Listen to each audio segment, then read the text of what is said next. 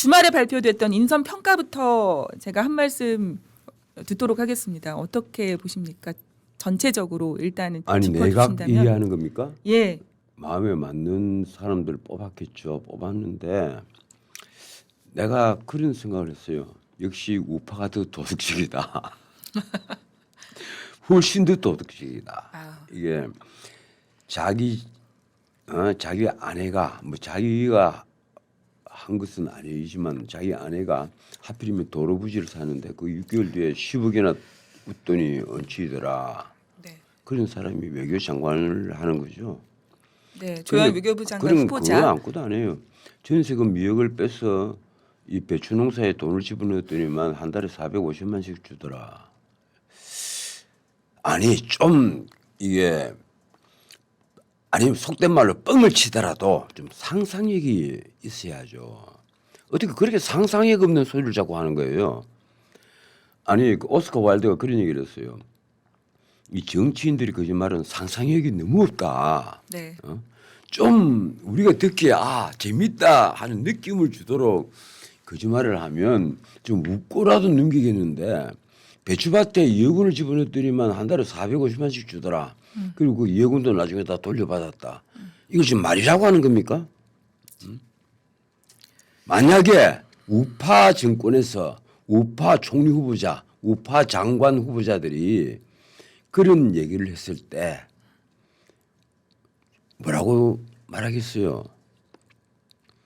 아마 그 엄청난 욕을 퍼붓고 절대 통과 안 돼 이러고 난리가 났을 겁니다. 네. 네. 그런데 지금 국민의힘은 그 이번에 그 이재명 대통령이 시정연설을 했을 때 풍경 보셨죠?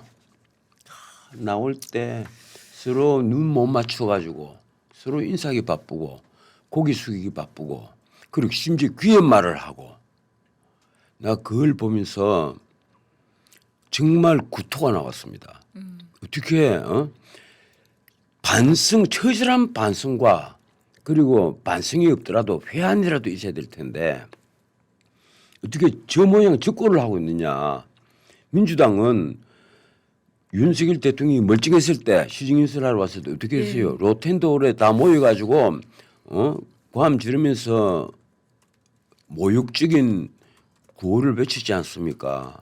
그런데 그렇게 하는 것이 옳다는 게 아니라 적어도 지금 이재명 대통령에 대해서 우리 국민들 절반은요 아직도 대통령이라는 데 대해서 반감을 가지고 있어요. 왜 그런가 하면 보통 사람들이 하지 않는 범죄 12가지 혐의로 5개 재판을 받고 있었단 말이에요. 특히 마지막 그 공직선거법 허위사실 공표죄는요 대부분에서 사실상 피선거권 박탈령을 선고해도 괜찮은 파기 재판을 해도 괜찮은 것을 파기 환송심을 해서 내려보낸 거예요. 네. 그걸 5월 15일로 재판이 예정되어 있었던 걸 6월 18일로 연기를 하고 바람도 불기 전에 풀들이 문제 들어눕듯이 판사들이 문제 들어누워버린 거잖아요. 네. 그러니까 심정적으로 우리 국민들이 아직도 이재명 대통령의 박수를 치지 못하는 사람들이 많단 말이에요. 그렇다면 적어도 그 박수를 치지 못하는 사람들을 대변하는 국민의힘 의원들이 뭐 거기 등을 돌리라는 것이 아니고 적어도 그렇게 아첨하고 아우하고 굴종하는 모습은 안 보여야 되지 않겠습니까? 네. 그런데 일어나서 절하기 바쁘고 뭐 절하는 건 또 좋아요. 눈 맞추고 그 웃으면서 뭐 무슨 말인가를 해서 서로 눈도장을 찍어야 되고 귀에 말을 하기 바쁘고 정말 기가 막힙니다. 그 풍경을 보면서 지금 솔직히 이번에 이 인사 발표 나오고 나서 이 쭉 한번 보세요. 명단들 쭉 한번 보세요. 거기에 대해서 내가 고기를 끄떡 끓일 사람은 차라리 바깥에 실물 경제인을 뽑아서 장관으로 집어넣은 경우 뭐 산업부 장관 같은 경우 그 외에는 별로 내가 마음에 드는 인사가 없어요. 네. 어떻게 이런 인사를 하지? 아니 솔직히 말해서 복지부 장관 정은경도 지금 이미 구설에 올라가 있잖아요. 꼭 그렇죠. 그런데 청문회에서 모든 걸 밝히겠다. 뭐 청문회에서 밝히긴 뭐 밝혀요. 똑뻔한 소리인데. 적어도 지금 자기 아내가 도로부지를 사는데 10억 횡재했다는 사람은 만약에 보수 정권에서 이런 후보자가 나왔으면 옛날에 벌써 그만뒀을 겁니다. 이것보다 훨씬 못한 걸로 총리 후보자들도 낙마를 했고 장관 후보자들이 낙마를 했었어요. 당장 윤석열 장관 때 복지부 장관 뭐 아들 문제 별 대수롭지 않은 문제로 결국 물러났잖아요. 네, 네.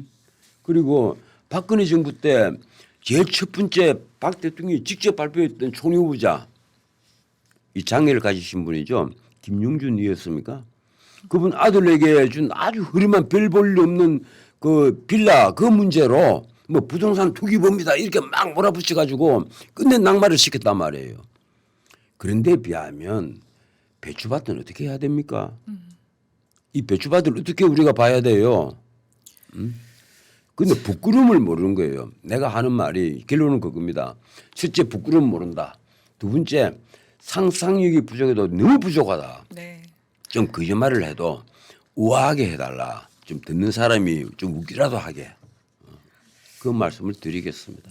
뭐 누가 심하냐 뭐 따질 것도 없지만은 제가 봤을 때 좀 눈에 띄는 이거 좀 문제가 좀 심각하다라고 생각한 분은 아까 변호사님께서도 말씀하셨듯이 조현 외교부 장관 같은 경우는 아니 전부 다예요. 지금 예. 전부 다 총리 후보자가 국회의원이 있잖아요. 김민석은 국회의원입니다. 국회의원 같으면 자기 자신들이 추경안을 통과를 하자고 막 난리를 치고 그리고 국가 예산을 일방적으로 자기들이 통과를 시켰어요. 3조 천억인가만 깎고 677조 원을 윤석열 정권이 내놓았는데 맞아요. 그런데 김희정 의원이 물었습니다. 우리 국가 예산은 얼마죠? 올해 예산은 얼마죠? 몰라요. 총리 후보자라는 사람이 그걸 모른단 말이에요. 그럼 우리 국가 채무는 얼마입니까? 그런데 김희정 의원이 대단한 것이 몰랐죠. 국가 부채와 국가 채무를 정확히 구분을 해요. 국가 채무가 얼마냐 정확히 물었어요. 근데 몰라요. 지금 국가 채무가 이번 2차 추경을 하면 올 연말에 1,300조가 된다는 것은 신문마다 대문짝만에 썼단 말이에요. 맞습니다. 그 신문 제목만 봐도 알아야 되잖아요. 맞습니다. 뭐 평소에 공부를 하라는 게 아닙니다. 그런데 국무총리 후보자가 그걸 모른단 말이에요. 그리고 그것이 GDP가 수정 GDP입니다. 수정 GDP에 50% 가까이 된다. 올 연말 되면 49%가 된다. 그건 알고 있어야 되잖아요. 그렇죠. 총리가 할 일이 얼마나 많은데 내각을 통할하는데 그 밑에 기재부 장관이 있단 말이에요. 그럼 기재부 장관이 뭔가 잘 가는 거 잘못 나가는가 통화를 해야 돼요. 본인이 통화를 한다. 전체적으로 다 자기가 관장한다는 의미입니다. 네. 그런데 그걸 전혀 몰라요. 그래서 어떻게 총리로 끝까지 밀어붙이는 거예요. 그렇죠. 그건 국민을 못 오가는 겁니다. 이재명 대통령이 진정으로 국민을 생각하는 대통령이라면 당연히 김민석은 지금 물리쳐야죠. 그건 기본이에요. 아니 솔직히 물리치지 않으면 우리 같은 사람 박수 치겠어요. 빨리 망할 수 있는 정권이 되니까. 맞습니다. 저번 주 변호사님께서 나오셨을 때 이 김민석 후보자에 대한 자질 부족 문제를 굉장히 오랫동안 한 2시간 동안 얘기를 했었는데 여전히 의혹이 해소가 안 되고 국민의힘에서도 사실 좀 약한 것이 아니냐 비판의 수위나 강도나 영향력 등이 잘 이렇게 어필이 되지 않는 느낌인데 아니 이재명 정권을 위한다면 말입니다. 김민석에게나 권하고 싶어요. 본인이 스스로 물러나야 된다. 지금 부끄러움을 안다면 물러나야죠. 네. 본인이 부끄러워할 줄 알아야죠. 어떻게 이 정도의 지적 능력으로 이 정도의 지식으로 일국의 재상이 되려고 했느냐. 본인이 국민의 짐이 되어버린단 말이에요. 전년 무식한 자가 그 자리에 올라앉으면 뭐가 되느냐. 국민의 짐이 돼요. 원래 그런데 내가 지난번에 한번 말씀드렸는지 모르겠어요. 권력을 확인하는 이 사람들 보면요. 좋은 권력이 없습니다. 그 첫 번째 아층과 압으로 자신의 권력을 확인하는 최악의 권력이에요. 그게. 네. 두 번째 자기가 고함을 치잖아요. 말을 안 들으면 이놈의 새끼 말이야 쩔쩔 확 고함 치는데 우리 대통령이 경로했다. 그런 말이 신문에 나오면 그 두 번째 나쁜 권력입니다. 진짜 정말 좋은 권력은요. 그리고 좋은 이게 그 장관들, 좋은 총리 이런 사람들 뭔가이 있는지 없는지 잘 모르는 사람들. 그런데도 세상이 잘 돌아간다. 그러면 그 장관 최고의 장관이에요. 사실은요. 그런데 지금 장관 면면들을 보면 그리고 하나같이 전부 다 지금 눈을 반짝반짝하고 있어요. 뭐 때문에 반짝거리는지 압니까? 내가 세상을 바꿔버리겠다. 법무부 장관 된 분도 법조인인데 검찰청을 없애버린다. 이 검찰청을 쪼개겠다. 기재부 장관 기재부 출신인데 국무조정실장 출신입니까? 그런데 기재부도 쪼개겠다. 세상을 바꾸겠다는 거예요. 통일부 장관 된 분은 통일부 이름 바꾸겠다. 뭐든지 바꿔야 자기 존재를 부각을 시킬 수 있단 말이에요. 네. 이게 얼마나 황당한 케이스입니까? 네, 그 인사를 두고 크게 비판하지 않더라고요. 언론에서 평가가 나쁘지 않은데 여기에 대해서는 어떻게 보세요? 어제 세상에요. 두 패널께서도 나오셨는데 아니 보세요. 꽤나 괜찮은 인선이었다는 평가도 하셨거든요. 그 꽤나 괜찮은 인선이었다고 하면 뭐 그런 사람만 이 나라에 살면 되겠습니다. 그러면 나 정말 기가 막히네. 누가 그런 소리를 해요? 어제 누가 그런 소리 했어요? 어제 그 서영주 소장과 이 윤 전 대변인 국민의힘 윤 전 대변 윤희석 대변인께서 윤희석 네, 윤희석 네. 대변인. 그래서 그 친구는 꽤 똑똑하신 분인데. 예, 그 뭐 뭐 모르겠습니다. 이런 거겠지. 자기가 생각하는 수준보다는 좀 나은 인선이었다. 뭐 이런 것이겠지. 예. 자기는 더 최악의 인선을 생각했었는데 그 젊은 친구가 보기에 예, 그 아직까지 아마도, 때묻지 않은 시선을 가진 분이거든요. 근데 예, 그 예. 젊은 친구가 보기에 자기는 그보다 등필없는 인선을 상상을 하고 있었는데 그거보다는 좀 낫구나. 그 어느 인선이 그렇게 좋아 보였을까? 산업부 장관? 글쎄요. 내가 보기에 기재부 장관은 잘 모르겠어요. 기재부 장관이 앞으로 어떻게 지금 우리 재정에 대해서 건전성을 어떻게 확보를 할까? 나는 지금 제일 걱정하는 게 이 정권에서 재정 건전성에 대해서 고민하는 사람이 단 한 사람도 없어요. 대통령부터 국무총리부터 기재부 장관부터 네, 이 신문에 나온 뭐 인터뷰 기사를 쭉 보면 야 우리 재정에 대해서 어떻게 아무도 고민을 하지 않느냐. IMF가 그 우리 같은 나라는 지금 우리는 변방의 화폐잖아요. 네, 네.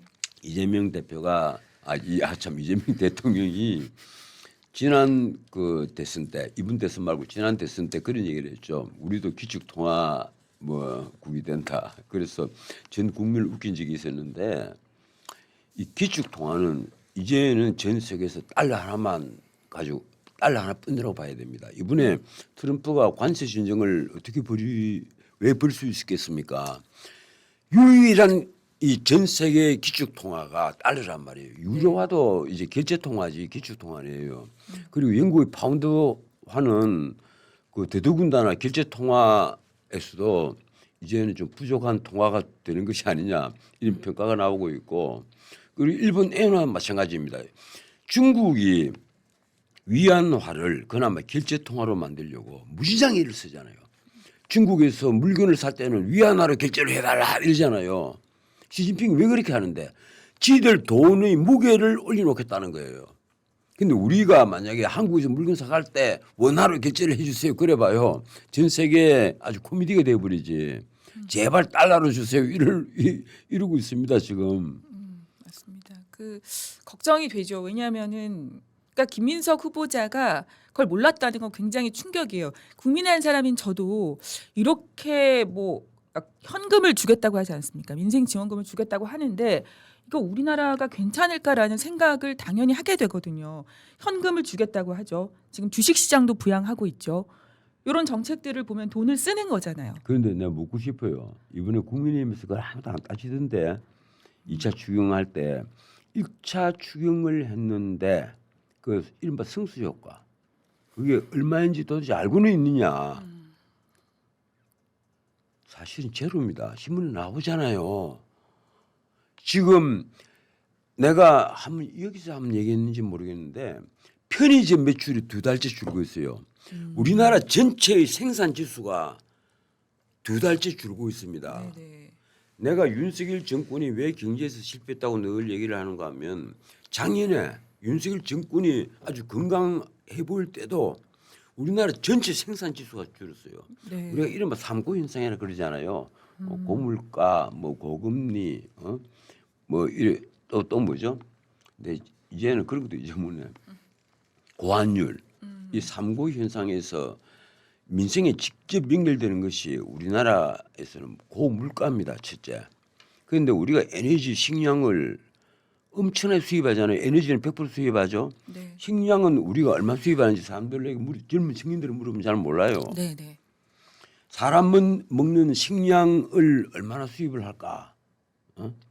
거의 80% 수입합니다. 그런데 그게 이제 곡물로 바뀌면요. 가령 우리나라 소, 고양이, 개 이런 그 가축들이 먹는 그 사료가 있어요. 그 사료의 세인은 그것을 감안을 하면 75% 엄청나게 수입한단 말이에요. 네. 그런데 이러니까 환율이 바뀌어버리면 고스란히 국민들에게 부담이 옵니다. 그래서 이게 경제를 담당하는 사람들은 굉장히 고민을 많이 해야 되는 거예요. 이 고민을 할 게 내가 이 작은 경제연구소에 2년 동안 장으로 있으면서 내부터 내가 너무 무식했구나. 평소에 내가 경제를 좀 아는 줄 알았는데 그게 아니었구나. 정말 그 이후로도 지금까지 이 나한테 경제 매거진들이 계속 여러 군데서 오는 게 옵니다. 보면 아직도 내가 모르는 부분이 있고 모르는 용어가 있어요. 거의 그 이후로 지금 12, 13년째 내가 경제를 꾸준히 공부를 하고 있는데도 아직도 모르는 게 있단 말이에요. 네. 경제는 그만큼 어려운 겁니다. 그런데 국무총리가 되는 자가 아주 기본 중에 기본을 알아야 되잖아요. 우리 국가 채무가 얼마인지, 우리 공기업 부채가 얼마인지, 우리 그리고 국가 부채, 가령 거기에다 연금 부채라든가 이 공기업 부채를 더한 전체 국가 부채, 앞으로 미래 세대가 감당해야 될 이 빚이 얼마인지 그 정도는 알아야 정책을 만드는데 쓰잖아요. 네. 그런데 이 민생 타령은 열심히 해요. 민생 회복, 민생 타령 입에 발린 소리 많이 하고 이 가난한 사람 찾아가서 손 붙잡고 눈물 글썽거리고 이런 거 잘합니다. 네. 그런데 실제 그 민생을 어떻게 회복을 하고 민생을 어떻게 살려야 할지, 어떻게 하면 일자리를 만들지, 어떻게 하면 소득을 늘려갖고 어떻게 하면 격차를 줄여줄지. 뭐 부자에게 세금 많이 빼뜨리면 격차가 줄어드는 줄 압니까? 천만의 얘기입니다. 부자들에게 세금을 아무리 많이 빼뜨려도 그 부자는 더 수익을 늘릴 다른 방법을 찾는 거예요. 가령 증가를 시킨단 말이에요. 네, 네. 집에 가령 종부세를 매기면 그 종부세는 고스란히 전세금이나 월세 증가가 돼요. 그걸 정권이 모르는 거예요. 그래서 우리가 격차를 줄이려면 딴 게 아닙니다. 돈 많이 버는 사람을 지시해서 거기서 많이 빼뜨려서 격차를 줄이서는 안 되고 오히려 가난한 사람이 소득을 늘리고 좋은 일자리를 많이 주어가지고 가난한 사람의 소득을 늘려서 격차를 줄여줘야 된단 말이에요. 그게 가장 합리적인 길입니다. 가장 빠른 길이고. 그런데 그런 정책을 솔직히 말해서 내가 문민시대에 들어와서 제대로 쓴 사람이 없습니다. 이 정권 5년 정권 단임제 정권에서 당장 내가 퇴임하면 나한테 어디에 누가 뒤통수 치는 사람이 없어야지 그런 것만 고민하고 내 이름이 어떻게 역사책에 쓰일까 그것만 고민하는 거예요. 심지어 내가 늘 하는 얘기인데 난 묻고 싶어요. 과거 문민 정권 87 체제 이후에 그 대통령의 아들 딸 중에 지금 땅 한 평 갈지 않고 변변한 직업 하나 제대로 가지지 다 않았는데 네. 가진 사람이 별로 없어요. 한번 찾아보세요. 그런데 왜 걔들 재산은 그렇게 엄청난가? 그 재산이 어디서 나왔나? 그런 걸 솔직히 밝히면요 정말 화가 날 겁니다. 이 보통 사람들은 아주 사소한 잘못을 해도 검사가 붙잡아 가지고 호통을 치고 재판을 해서 감옥에 보내는데 네. 큰 도둑들은 권력을 가진 자의 큰 도둑들은 끝내 징벌하지 못한다.